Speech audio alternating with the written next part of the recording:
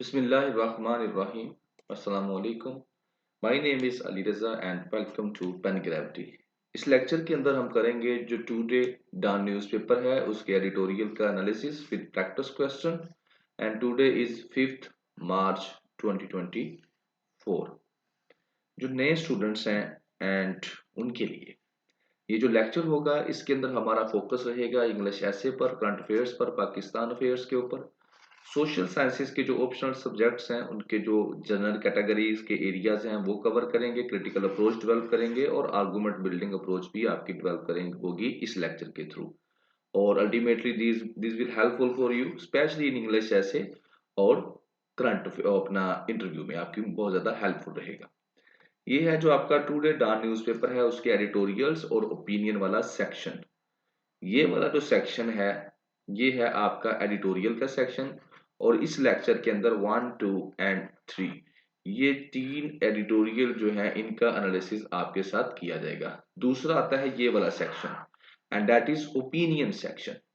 इसके अंदर 1, 2, 3 एंड 4 ये चार ओपिनियन जो है इनका एनालिसिस किया जाता है। और ये जो ओपिनियन का एनालिसिस है इट्स अ पेड लेक्चर। अगर आपने अभी तक रजिस्ट्रेशन नहीं करवाई तो इस नंबर पर व्हाट्सएप करके आप रजिस्ट्रेशन करवा सकते हैं। इन ओपिनियन को एनालिसिस किस तरह से किया जाता है, जिस तरह से ये एडिटोरियल्स जो हैं ये एनालिसिस किए जाते हैं इन द सेम फैशन ये जो ओपिनियन है इनका भी एनालिसिस किया जाता है रिगार्डिंग कॉम्पिटिटिव एग्जाम, स्पेशली अगर आप जा रहे हैं सीएसएस के लिए, पीएमएस के लिए, जुडिशरी के लिए या किसी और ऐसे एग्जाम के लिए जिसके अंदर डिस्क्रिप्टिव है यानी कि ऐसे राइटिंग है। डिस्क्रिप्शन के अंदर आपको मिलेगा इस लेक्चर का पीडीएफ लिंक। ये जो स्लाइड्स हैं ये पीडीएफ में आपको आप डाउनलोड कर सकेंगे। टुडे जो डॉन न्यूज़पेपर है उसका लिंक डाउनलोड कर सकेंगे। व्हाट्सएप चैनल का लिंक है ज्वाइन कर सकेंगे। 3 एडिटोरियल्स हैं तो 3 चैप्टर्स बन जाएंगे। कोई भी क्वेश्चन है कमेंट सेक्शन के अंदर आप पूछ सकते हैं and being a part of pen family team comment करके फीडबैक जरूर देना है। और ये छोटा सा क्वेश्चन है, oncology is the study of, किस चीज की स्टडी को ऑन्कोलॉजी कहते हैं? कमेंट सेक्शन में आपने इसका रिप्लाई देना है। फर्स्ट आपका opinion, hate in Modi's India. बात क्या करेगा इस ओपिनियन, इस एडिटोरियल के अंदर बात होगी इंडिया की। कौन से वाले इंडिया की? वो वाला इंडिया जो मोदी ने बनाया है, ठीक है। और स्पेशली जो है वहां पर क्या क्या इस एरिया के अंदर संघ परिवार जो है वो डिस्कस होगा इस एडिटोरियल के अंदर। भारतीय जनता पार्टी का इससे क्या रिलेशन है ये डिस्कस होगा। इंडिया के जो मुसलमान हैं वहां पर उनकी क्या हालत है, उनके जो राइट्स की वायलेशन हो रही है, किस किस तरह से वायलेशन हो रही है, तो ये सारी चीजें जो हैं इस एडिटोरियल के अंदर हम क्या करेंगे, डिस्कस करेंगे। ठीक हो गया जी। तो बात ऐसे शुरू होती है कि अगर मैं इस जो ये आपके सामने स्ट्रक्चर है अगर इसको मैं डिस्कस करूं ना तो ये पूरे का पूरा जो एडिटोरियल है ये डिस्कस हो जाता है। अब आपने गौर से सुन लेना है, वो बच्चे जो बिगिनर्स हैं स्पेशली उनके लिए मैं इतनी डिटेल में जाता हूं ताकि उनके जो आइडियाज हैं वो शुरू डे से ही मेच्योर होना शुरू हो जाए। बेसिकली भारतीय जनता पार्टी हमने नाम सुना है, नरेंद्र मोदी जो हैं वो भारतीय जनता पार्टी के से सिलेक्ट हुए हैं as a prime minister of India and from last 10 years he is जो है वो क्या कर रहे हैं, रन कर रहे हैं। डिकेड हो चुकी है तकरीबन भारतीय जनता पार्टी को पावर में, ठीक है। अब इसी एडिटोरियल में यही बात डिस्कस होती है। अब ये सारी बातें जो है इंग्लिश वर्डिंग के अंदर तो लिखी हैं वो एक्सप्लेन भी करता हूं, लेकिन उससे पहले ये आप लोग समझ लें तो आपको ज्यादा हेल्पफुल रहेगा। इंडिया में बेसिकली संघ परिवार है एक, ठीक है ना। वो संघ परिवार क्या कर रहा है, वो एक आइडियोलॉजी यानी कि जो है आरएसएस की आइडियोलॉजी है उसको लेकर चल रहा है, ठीक है। तो यहां पर आरएसएस जो है the source of Hindutva ideology. Hindutva ideology कहां से आई है? आरएसएस से। अब ये हिंदुत्व आइडियोलॉजी ये कहती है कि ये जो इंडिया है ना ये है हिंदुओं का, और यहां पर अगर किसी ने रहना है तो वो क्या करे, हिंदू बन जाए। अगर वो हिंदू नहीं बनेगा तो उसके पास ये ऑप्शन है कि वो इस मुल्क को छोड़कर, हिंदुस्तान को छोड़कर यहां से चला जाए, या फिर वो अगर यहाँ पर रहेगा तो उसको जो है फर्स्ट क्लास जो सिटीजन्स के राइट्स हैं वो नहीं हम लोग देंगे। So that is the ideology of Hindutva ideology, जो कि आरएसएस जो है जिसको फॉलो कर रही है। अब इस आइडियोलॉजी को लेकर किस तरह से प्रैक्टिकल इसकी शक्ल जो है प्रैक्टिकल करना है, इसको आगे तीन जो विंग्स हैं वो क्या कर रहे हैं, इस आइडियोलॉजी को प्रमोट कर रहे हैं। उसमें से एक विंग है जो भारतीय जनता पार्टी जिसको कहा जाता है, जो कि पॉलिटिकल विंग है आरएसएस का। दूसरा है रिलीजियस विंग एंड तीसरा है सोशल सर्विसेज विंग। ठीक है, और इन सब में से जो मेजर है वो है भारतीय जनता पार्टी का पॉलिटिकल विंग, इसका आरएसएस का, जहां से जो है वो पावर जो है वो हासिल करते हैं, और अल्टीमेटली दूसरे ये जो विंग्स हैं ये भी हेल्पफुल करते हैं। लेकिन इन सब का मकसद क्या है, एक ही मतलब मकसद है कि जो हिंदुत्व आइडियोलॉजी है उसकी प्रमोशन की जाए इंडिया के अंदर ज्यादा से ज्यादा। और ये जितने आरएसएस, इसके विंग्स, छोटे बड़े सारे जो इस काम में लगे हुए हैं, इन सब को हम कहते हैं संघ परिवार।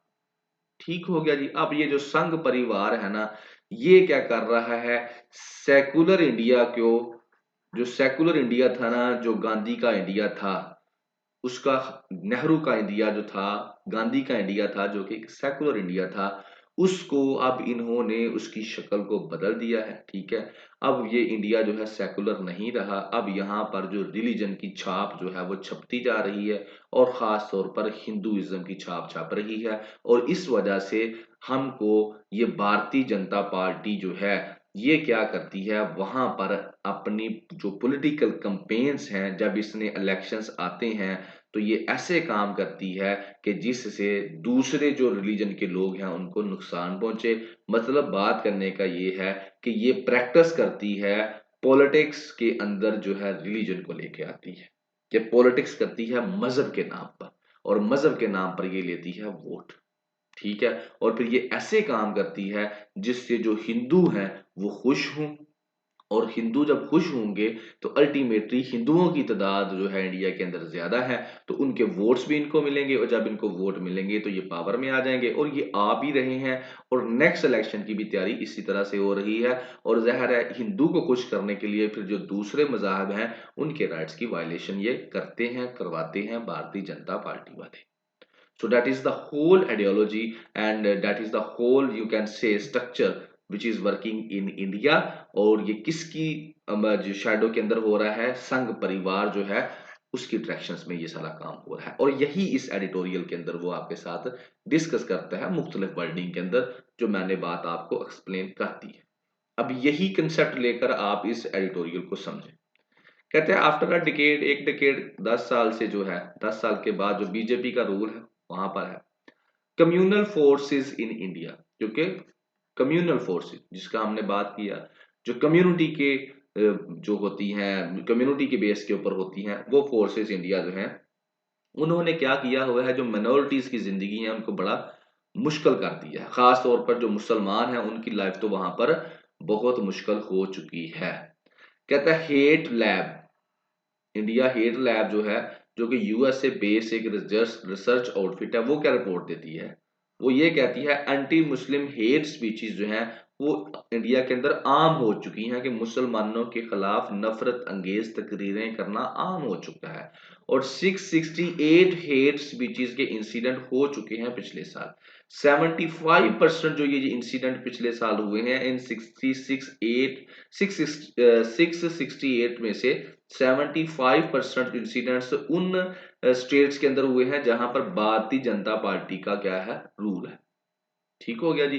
तो ये काम जो है इंडिया के अंदर आम हो रहा है, मुसलमानों के खिलाफ जो है हेट स्पीचेस जो है वो आम वहां पर प्रैक्टिस की जाती है।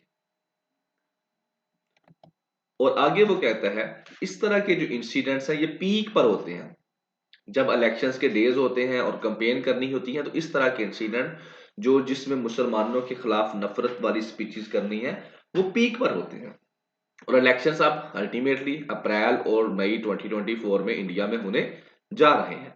और एक्सट्रीमिस्ट जो हैं वो अब क्या करेंगे, इन कम्युनल फाइट्स को और ज्यादा जो है बढ़ाएंगे, ताकि उनको ज्यादा से ज्यादा वोट मिले। यानी कि पॉलिटिकल पार्टीज है ना, तो पॉलिटिकल पार्टीज के मेंबर्स हैं, अब वो क्या करेंगे कि इन स्टेट्स के अंदर पॉलिटिकल कैंपेन्स करेंगे। और पॉलिटिकल कैंपेन्स के अंदर पहले तो वो पाकिस्तान के खिलाफ बोलते हैं, वोट लेने के लिए, घुसकर मारेंगे जी, ऐसा करेंगे जी, वैसा करेंगे, लोग जो है बड़े खुश होते हैं। फिर उसके बाद जो वहां पर मुसलमान हैं उनके खिलाफ वो बात करते हैं, ठीक है, और उससे भी फिर वहां के हिंदू जो है वो खुश होते हैं, ठीक है। तो अल्टीमेटली उससे क्या होता है, उनका वोट बैंक पड़ता है। कहते हैं जो ट्रेंड है एंटी मुस्लिम वायलेंस वहां पर आम हो चुका है। संघ परिवार का मैंने आपको बता दिया, ठीक है ना। वो विक्ट्री हासिल करने के लिए इलेक्शंस में बीजेपी के लिए जो है, जो कि उसका पॉलिटिकल विंग है, वो कुछ भी कर सकता है, और वो कर भी रहा है, मुसलमानों के राइट्स की वायलेशन भी कर रहा है। तो यहाँ पर वो क्या कहता है, वही जो आपको मैंने हिंदुत्व आइडियोलॉजी का कंसेप्ट बताया, कि यहाँ तो फिर मुसलमान जो है यहाँ पर वो हो जाए, कन्वर्ट हो जाए हिंदुइज्म में, यहाँ पर as a second class citizen जो है वो रह सकते हैं, इसके अलावा कोई हल नहीं है। और इसके साथ साथ जो ये संघ परिवार है ये क्या कर रहा है, डिस्ट्रॉय कर रहा है मुसलमानों की सिविलाइजेशन को इंडिया में से, ठीक है ना, जो कि बहुत ज्यादा पुरानी है। डिस्ट्रक्शन ऑफ मस्जिदों को तबाह करना यहाँ पर आम हो चुका है, और वहां पर टेम्पल बनाना ये एक आम जो है काम है। मतलब क्या है कि ये सारे काम क्यों किए जा रहे हैं। जैसे राम मंदिर है, जनवरी 22 राम मंदिर का जो टेम्पल था उसकी ओपनिंग की गई, कहां पर, बाबरी मस्जिद जो थी उसका एक पोर्शन जो है उसको डिस्ट्रॉय किया गया।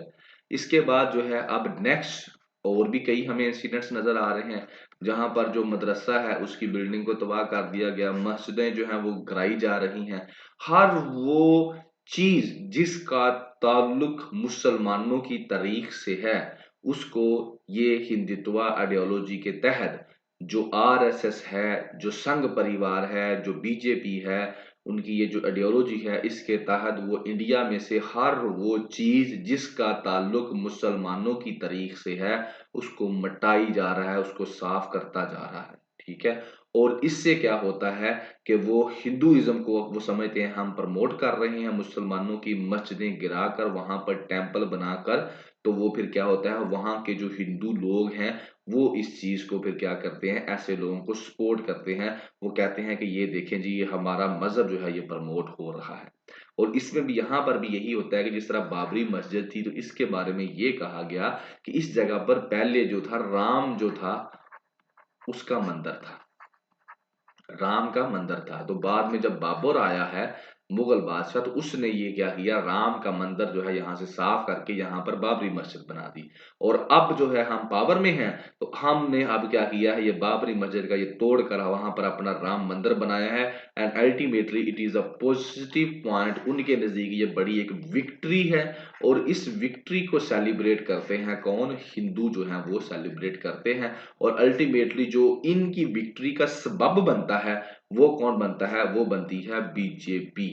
और फिर बीजेपी को वोट तो फिर वो डालेंगे, और इसका मतलब है कि बीजेपी दोबारा पावर में आएगी। सो बीजेपी क्या कर रही है, सिंपल उनकी आइडियोलॉजी है। वो क्या करते हैं, मजहब को पॉलिटिक्स के अंदर इन्वॉल्व करके इस तरह के टैक्टिक्स को यूज करते हैं, और इलेक्शंस में जाते हैं, वोट लेते हैं और पावर में आ जाते हैं। एंड दैट्स सिंपल, ठीक है। उससे इंडिया का नाम जो है दुनिया में खराब हो रहा है, ये नहीं हो रहा, इससे उनको कोई नहीं फर्क पड़ता।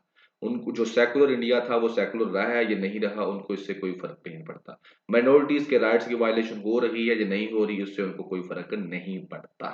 क्यों, क्योंकि जिसने माइनॉरिटीज के राइट्स की वायलेशन को हाईलाइट करना है, यूएसए या वेस्टर्न कंट्रीज ने, वो इसको नहीं करते इंडिया की इस तरह की हरकतों को हाईलाइट। क्योंकि थोड़े दिन पहले पीछे हमने डिस्कस भी किया था, एक रिपोर्ट आई थी जिसके अंदर जो है ह्यूमन राइट्स की वायलेशन, माइनॉरिटी राइट्स की वायलेशन के बारे में डिस्कशन हुई, लेकिन उसके अंदर से उन्होंने इंडिया का नाम ही निकाल दिया, इंडिया की डिस्कशन ही निकाल दी। तो इसके ऊपर काफी क्रिटिसिज्म किया गया कि इंडिया के अंदर जो माइनॉरिटी राइट्स की वायलेशन हो रही है उसके ऊपर क्यों नहीं आप लोग रिपोर्ट में लिखते। तो उसकी सादी सी वजह यह है कि जनाब यूएसए को साउथ एशिया के अंदर एक पार्टनर चाहिए, पार्टनर कह लें या आप ये कह लें कि एक ऐसा चाहिए, एक मुल्क चाहिए जो उनके जो इंटरेस्ट हैं उनको क्या कर सके, सिक्योर कर सके। तो इंडिया के अलावा यहाँ पर उनको कोई ऑप्शन नजर नहीं आ रही। सो लिहाजा इंडिया जो है यूएसए का संभलने के साउथ एशिया के अंदर एक ऐसा स्टेट है जो उनके मफादात को सिक्योर करेगा, नजर रखेगा साउथ एशिया के रीजन के ऊपर। सो इस वजह से वो जो मर्जी करे, इन कश्मीर के अंदर ह्यूमन राइट्स की वायलेशन करे, अपने मुल्क के अंदर ह्यूमन राइट्स की वायलेशन करे। वेस्टर्न कंट्रीज की ऑर्गेनाइजेशन कोई नहीं बोलेगा, कोई नहीं बात करेगा। So that is the world, that is the real world, ठीक है। तो ये कुछ चीजें थी जो एक्स्ट्रा भी आपको साथ साथ ऐड कर दी मैंने, और यही है इस एडिटोरियल में। सेकंड है रिजर्व सीट का मसला।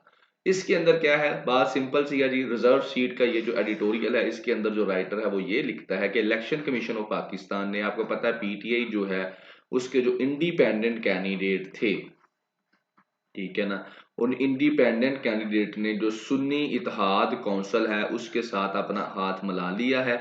और हाथ इसलिए मिलाया है कि जब इनके साथ हम मिल जाएंगे तो हमें जो रिजर्व्ड सीट है नेशनल असेंबली की, जो कि 70 सीट्स हैं, उनमें से जो हमारा परसेंटेज बनती है, हमारी जो मेरिट के ऊपर सीटें हैं, तो जो परसेंटेज बनती है वो हमको मिल जाएगी, ठीक है ना।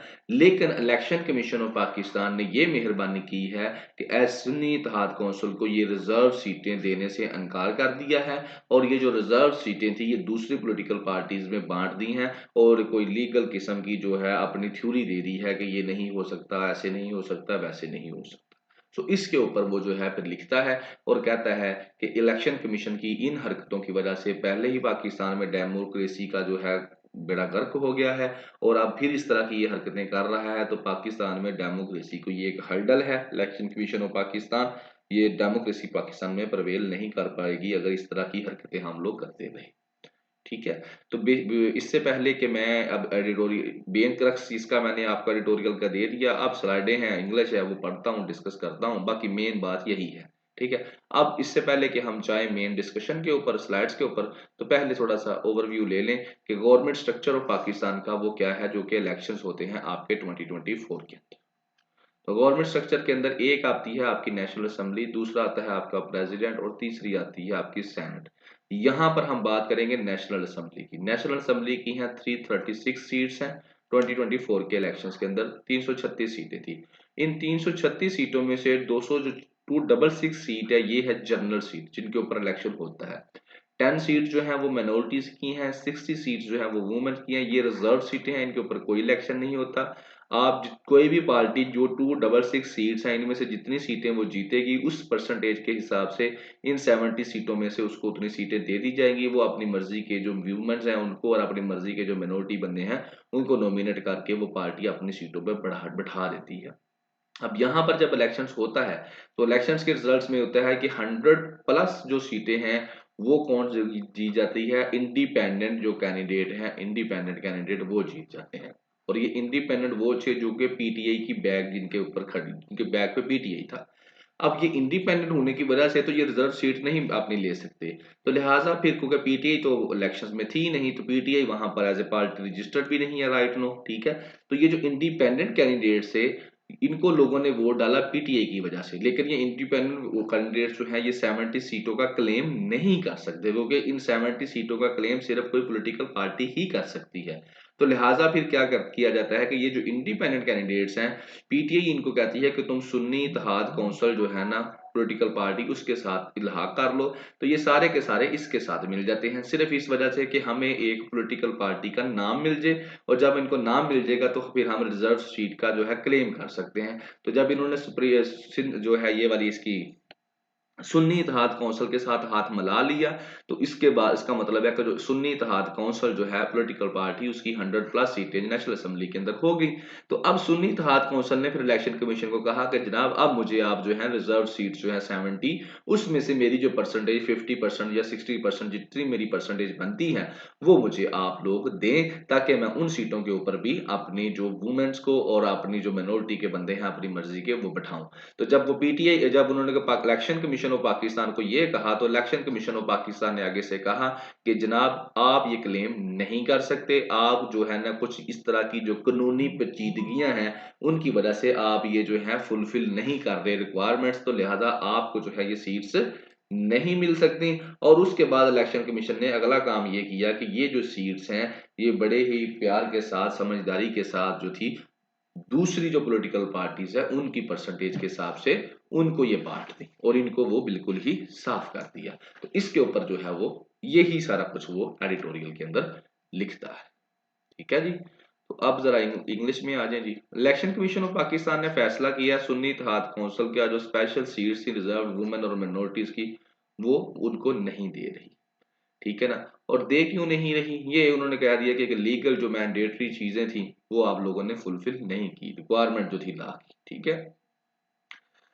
और यहाँ पर एक और चीज वो कहते हैं कि सुन्नी इत्तेहाद कौंसिल ने कंटेस्ट जो नहीं किया, कोई भी इलेक्शन नहीं लड़ा किसी सीट के लिए नेशनल असेंबली में और प्रोविंशियल असेंबली में, तो ये भी एक रीजन है जिसकी वजह से इसको सीट नहीं दी जा सकती रिजर्व, क्योंकि इसने कोई इलेक्शन ही नहीं लड़ा, ना इनके पास कोई सीट है बाहर। तो ये तो बात होगी इलेक्शन कमीशन ऑफ पाकिस्तान की। उसके बाद इलेक्शन कमीशन ऑफ पाकिस्तान ने जो है सीट्स जो थी दूसरी पॉलिटिकल पार्टीज को एलोकेट कर दी, ये कहते हुए कि जो सीट्स है नेशनल असेंबली के अंदर वो खाली नहीं रखी जा सकती। तो यहाँ पर जो है सुन्नी इत्तेहाद कौंसिल को तकरीबन 77 सीट जो थी नेशनल एंड प्रोविंशियल असेंबलीज के अंदर, उन वो क्या करना पड़ा, उनसे हाथ धोना पड़ा। तो ये थी इलेक्शन कमीशन ऑफ पाकिस्तान का जवाब कि क्योंकि आप लोगों ने कोई इलेक्शन नहीं लड़ा सुन्नी इत्तेहाद कौंसिल ने, आप लोगों के पास कोई नेशनल असेंबली या प्रोविंशियल असेंबली की सीट के लिए नहीं आए, तो लिहाजा इस वजह से आपको रिजर्व सीट्स नहीं मिल सकती। और दूसरा उन्होंने कहा कि सीटें हम खाली नहीं रख सकते, तो लिहाजा हम ये सीटें जो हैं दूसरी पॉलिटिकल पार्टीज को जिन्होंने इलेक्शन लड़े थे उनमें हमने बांट दी हैं। तो ये 77 सीटें थी सुन्नी इत्तेहाद कौंसिल की जो बनती थी, ये दूसरी पॉलिटिकल पार्टीज को बांट दी गई। तो यहां तक तो हो गया आपका इलेक्शन कमीशन ऑफ पाकिस्तान का जवाब। अब एडिटोरियल वाला बताता है कि भाई थोड़ा सा पीछे जाते हैं हिस्ट्री में, तो वहां से हमें पता चलता है कि इलेक्शन कमीशन ऑफ पाकिस्तान ने पहले तो ऐसे नहीं किया था।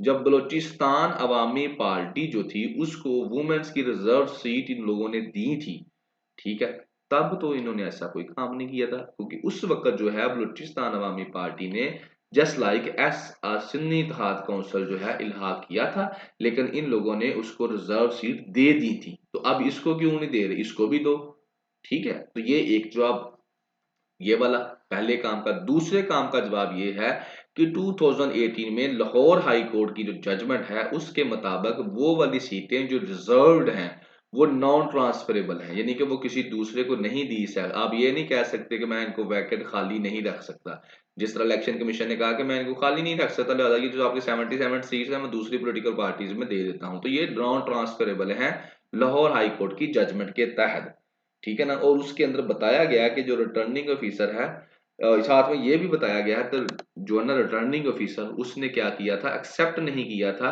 पीटीआई के नॉमिनी को for reserve seat due to slight delay in the submission of names. इस वजह से कुछ डिले होने की वजह से, टाइम का ड्यूरेशन का ज्यादा होने की वजह से, यानी कि टाइम पे वो पेपर नॉमिनेशन आपने जमा नहीं करवा सका, तो रिटर्निंग ऑफिसर ने फिर वो एक्सेप्ट नहीं किए।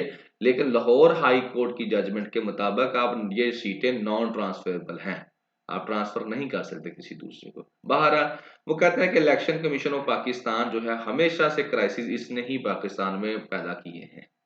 इसने पहले पीटीआई का जो इलेक्शन सिंबल था उसको क्या किया, टेक्निकल ग्राउंड्स के ऊपर जो है पार्टी का सिंबल जो है वो इशू करने से इनकार कर दिया, बल्ला उनसे वापस ले लिया। और इस तरह के टैक्टिक्स कर करके और अब जो ये कर रहे हैं बाद में फॉर्म 45 47 इलेक्शंस के दौरान ये काम होते रहे। इस तरह के काम कर करके ये डेमोक्रेसी जो है ना पाकिस्तान के अंदर उसकी ग्रोथ में हर्डल बना हुआ है इलेक्शन कमीशन ऑफ पाकिस्तान। तो जी ये थी इसके अंदर डिस्कशन। इसके अंदर आपने देखा कि इलेक्शन कमीशन ऑफ पाकिस्तान किस तरह से पीटीआई के हवाले से किस तरह से वो एक्शंस दे रहा है कि अब उनको रिजर्व सीट नहीं दे रहे। लेकिन वो जब एडिटोरियल वाला बताता है कि हिस्ट्री में आपने बलूचिस्तान अवामी पार्टी का भी यही केस था, लेकिन उसको आपने वुमेन्स की रिजर्व सीट दे दी थी, तो अब इनको भी दें। इसके बाद फिर वो लाहौर हाई कोर्ट की जजमेंट बताता है कि जिसके अंदर ये जो सीट्स हैं ये नॉन ट्रांसफेरेबल हैं, तो आप इसको जो है किसी दूसरी पार्टी को नहीं दे सकते, ये कहते हुए कि हम सीटें खाली नहीं रख सकते। लिहाजा आपकी ये दोनों की दोनों दलीलें जो है ये इलेक्शन कमीशन ऑफ पाकिस्तान की इलीगल हैं, ये जो है लीगल नहीं है, इनकी कोई वैल्यू नहीं है, ठीक है जी। थर्ड आपका आ जाता है क्लाइमेट रियलिटीज। क्लाइमेट रियलिटीज के अंदर वो जो बात करता है क्लाइमेट चेंज की, इसके अंदर सारी की सारी बात होगी पाकिस्तान के अंदर। पाकिस्तान में जो मार्च का महीना है वो कहता है शुरू तो हो गया है, लेकिन क्लाइमेट चेंज जो है वो हमारे सामने खुल कर जो है अपने निशानात दिखा रही है कि किस तरह से पाकिस्तान में मार्च के महीने में क्लाइमेट चेंज से क्या क्या तब्दीलियां आई हैं, ठीक है। तो ये आपको बताता है कि पाकिस्तान जो है क्लाइमेट के हवाले से जो है काफी डिस्टर्ब है। कहता मार्च का महीना काफी जो हिस्से हैं पाकिस्तान के वहां पर क्या हुआ है, एक्सट्रीम कोल्ड एंड रेन, कहीं पर बहुत ज्यादा सर्दी पड़ गई है, कहीं पर बारिश आ गई है। ग्वादर के अंदर बलूचिस्तान में वहां पर पानी है सड़कों में, गलियों में। क्वेटा में सड़कों के ऊपर क्या है, रोड्स के ऊपर क्या है, बर्फ है। स्नो जो है उसने जो गिलगित बल्तिस्तान की जो सड़क है उसको रोका हुआ है, उसके रूट को ब्लॉक किया हुआ है। फ्लड्स जो है खैबर पख्तूनख्वा में आया हुआ है और इन सब की वजह से 35 जो जिंदगियां हैं वो हम खो चुके हैं। कराची के अंदर जो विंटर है ये ये भी आया हुआ है। तो ये सारे के सारे जो है ना ये सरप्राइजेज हैं मार्च के महीने में पाकिस्तान के लिए, क्योंकि मार्च का महीना ऐसा महीना है कि आप ये चीजें एक्सपेक्ट नहीं कर सकते उन एरियाज के अंदर जहां पर आपको एक्सपेक्ट करनी पड़ रही हैं। तो ये सारे के सारे क्या है, सरप्राइज हैं पाकिस्तान के। अब वो कहते हैं कि जो नई गवर्नमेंट बनी है ना उसको, न्यू फॉर्म जो गवर्नमेंट बनने जा रही है उसको चाहिए कि जो क्लाइमेट चेंज है, क्लाइमेट क्राइसिस पाकिस्तान में है, इनको थोड़ा सा सीरियस ले। ठीक है ना। और ये मार्च के महीने ने हमको दिखा दिया है कि अगर मार्च में ये हो रहा है तो बाकी महीनों में भी फिर चीजें जो है डिफरेंट किस्म की होगी। तो गवर्नमेंट क्या करे, डेवलप करे, इंप्लीमेंट करे comprehensive climate act adaptation policy, जिसके अंदर जो है क्लियर किस्म का मैकेनिज्म हो कि किस तरह से फाइनेंशियल और टेक्निकल सपोर्ट जो है उन इलाकों में जहां पर इस तरह के डिजास्टर होते हैं उन लोगों तक पहुंचानी है, वहां तक प्रोवाइड करनी है। और इसके साथ साथ जो है क्लाइमेट चैलेंज जो है उसको किस तरह से आपने एक बैलेंस और रिस्पॉन्स देना है, ये भी उस पॉलिसी के अंदर शामिल होना चाहिए। और इसके साथ साथ हमको इन्वेस्ट करना चाहिए, गवर्नमेंट को चाहिए कि वो इन्वेस्ट कर ले अर्ली वार्निंग सिस्टम, इनके अंदर इन्वेस्टमेंट करे।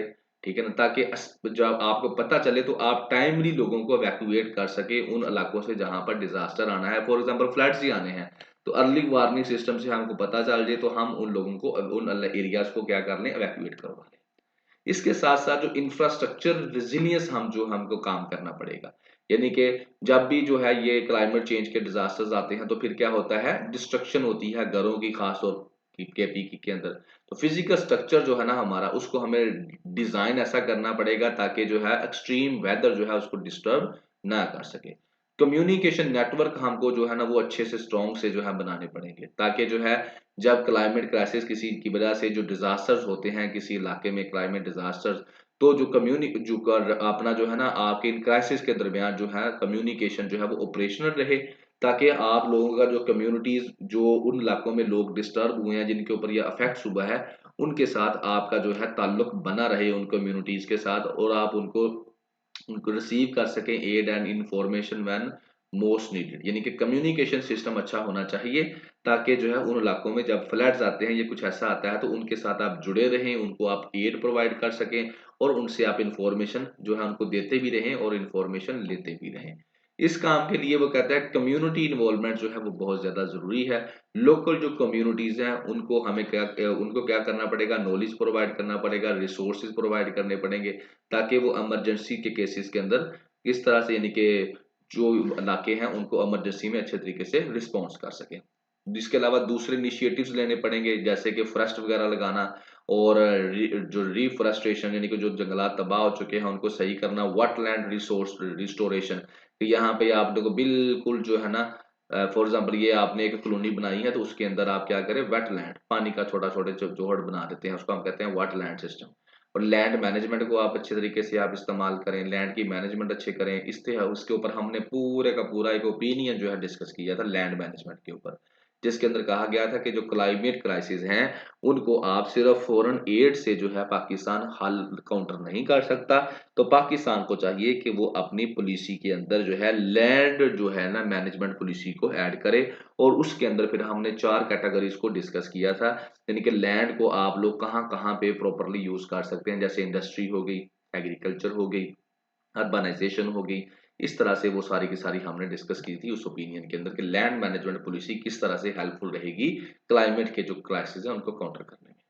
और इसके अलावा जो कहता है contribute to the global fight against the climate change, ये सारे के सारे काम जो ऊपर अगर हम करते हैं, दरख्त लगाते हैं, वेटलैंड रिस्टोरेशन करते हैं और उसके साथ साथ लैंड मैनेजमेंट अच्छे तरीके से करते हैं, तो ये क्लाइमेट चेंज के अगेंस्ट जो है हमारी जो है फाइट होगी और हम क्लाइमेट चेंज को काउंटर करने में काफी हद तक कामयाब हो जाएंगे। तो इसके अंदर उसने पाकिस्तान और क्लाइमेट चेंज इन दोनों के बारे में बताया, और बताया साथ में मार्च में कि क्या क्या हो रहा है, जो कि एक सरप्राइज है। इन दिनों में इन इलाकों में ऐसा नहीं होता था जैसा हो रहा है। तो लिहाजा उसने सजेशंस दी न्यू गवर्नमेंट को कि इस चीज को सीरियस ले और जो जो इनिशिएटिव्स वो ले सकती है वो ले। सो जी, ये था आपका जो टुडे द न्यूज़पेपर है उसके एडिटोरियल का एनालिसिस। बाकी इंशाल्लाह अगर ज़िंदगी रह गई तो फिर इंशाल्लाह नेक्स्ट लेक्चर में फिर हाज़िर होंगे। तब तक दुआओं में याद रखिएगा। अल्लाह हाफ़िज़।